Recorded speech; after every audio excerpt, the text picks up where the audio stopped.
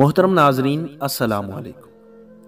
آج ہم تعبیر خواب کی سب سے مستند کتاب تعبیر الرؤیا میں سے خواب میں کچھوا دیکھنے کی 7 مختلف تعبیریں پیش کرنے جا رہے ہیں۔ تو آئیے شروع کرتے ہیں۔ حضرت ابن سیرین رحمۃ اللہ تعالی علیہ نے فرمایا ہے کہ خواب میں کچھوا دیکھنا نیک اور عابد مرد کی طرف اشارہ ہے۔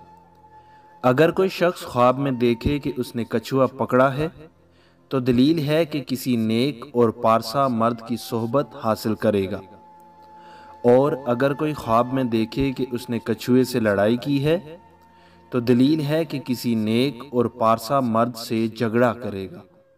اگر کوئی خواب میں دیکھے کہ کسی جگہ بہت سے کچھوے جمع ہوئے ہیں اور شور کرتے ہیں تو دلیل ہے کہ اس جگہ عذاب حق آئے گا۔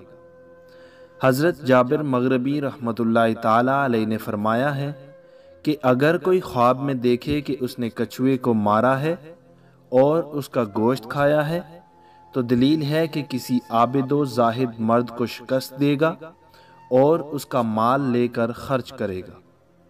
اور اگر کوئی خواب میں دیکھے کہ اس کو کچھوے نے کاٹا ہے تو دلیل ہے کہ کسی عابد و زاہد مرد کو رنج اور تکلیف پہنچائے گا۔